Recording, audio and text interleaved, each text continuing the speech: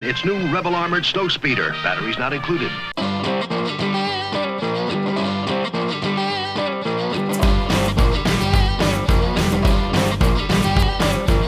Hey guys, hello gorgeous, and by gorgeous, I mean the snow. Time for another Toys Gone Wild review, and I can't believe this is my first review solely dedicated to a Star Wars toy on this channel. Well, not counting the epic Patreon exclusive for the Big Millennium Falcon. Rest easy though, it's the first of many thanks to good brother AJ Blake and his generous donation of several vintage Kenner Star Wars items. As a tried and true Snow Joe, it only makes sense to start off in the winter wonderland of Hoth. Taking a look at the Rebel Snowspeeder. The first time I ever got my hands on a Snowspeeder was in 1993 in Super Empire Strikes Back for the Super Nintendo, and you can see my playthrough of that game on this channel. But it was originally released in 1980 to coincide with the release of Star Wars II: Electric Boogaloo. The box featured a pink background, and the re-release in 1982 featured a blue background to differentiate it from the original. After the early 80s, the Rebel Armored Snowspeeder, as it was called, went into deep freeze for many years, in perfect hibernation, until the power of the Force awakened in 1995 with the Power of the Force line. Star Wars Power of the Force collection from Kenner. By Kenner? Well, the Hasbro owned Kenner at this point, but there was great value in reviving the brand name since Kenner had proven time and time again, with many of their different toy lines, that they really did care. While the figures of the Power of the Force 2 line, as it's called by many, were completely redesigned, many of the vehicles of the vintage line were way ahead of their time in terms of sculpting and play features, so they just received a reissue with new stickers and paint details. The electronic Rebel Snowspeeder, as it was rebranded, was released in 1995 and featured some new red markings to make it more Rebel-like, and some beautiful scoring and blaster damage paint details on the body, along with a very subtle dirt wash all over. The detailing is amazing, especially when you consider the actual body was molded 15 years earlier. It looks more like a screen-used model than a toy.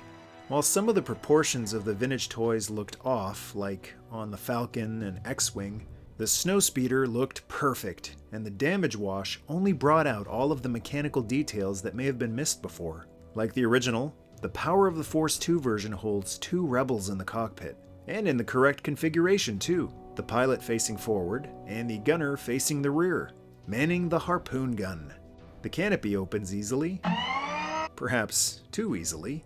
It comes off without much effort, but is easy to pop back on. Handy for getting out in a hurry when an AT-AT is about to stomp on you.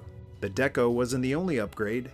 While the original had a small harpoon you had to manually pull off, the new version had a spring-loaded harpoon. It was a bit bigger and a less harpoon looking than the vintage version, but as a fan of Transformers and their spring-loaded missile launchers, I love being able to fire the harpoon at oncoming AT-ATs instead of just pulling it out. The landing gear is the same as on the original. Just pull this little switch and a stabilizing foot comes out. And the best part, the electronics. Snowspeeder has laser guns with sound and light action. Some of the vintage Kenner Star Wars vehicles had electronic lights and sounds, and sadly, Hasbro/Kenner decided to gut some of those out of the re-releases to reduce costs. But this version luckily retained the electronics, with a little bit of an upgrade there as well. Two gigantic, hut-sized batteries are housed in one of the wings, which are hidden by a removable panel, and are activated by pushing these two buttons underneath the wing. Pressing the first button plays the laser sounds, right out of the movie.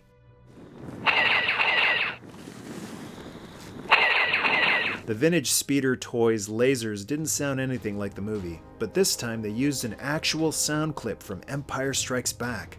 Pressing the laser button not only played the laser sound, but it also lit partially transparent cannons up too.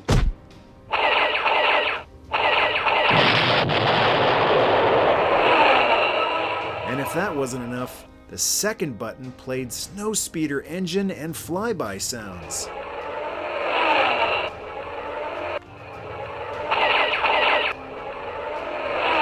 So that you wouldn't have to make those sounds yourself. Well, I guess you still could, since it's fun, but you could hit that button while you're taking a breath. But without a doubt, the most fun play feature is just holding it close to the ground and zooming it over the snow. This was definitely one of the best toys to go wild with outside. Okay, Luke's gotta be out here somewhere, and probably a couple of Joes I lost here back in the day as well. The Snowspeeder would be reissued again in 2002 as part of the Power of the Jedi lineup as Luke Skywalker's Snowspeeder, with even more battle damage. But the worst damage of all was the loss of the electronic play features. There, on the underside, where the glorious buttons had been, was nothing, filled in as if nothing had ever been there. Millions of vintage Star Wars fans' voices suddenly cried out in terror and were suddenly silenced. Just as silent as the sad, gutted version of the Snowspeeder. Luckily, the Power of the Force 2 version doesn't go for too much on eBay right now. Even mint in box. Well, not yet anyway. For more vintage toy memories, check out my Facebook, Instagram, and Twitter for daily content. Scroll below to share your speeder memories in the snow. And to join the tribe, hit subscribe. May the Force be with you, always.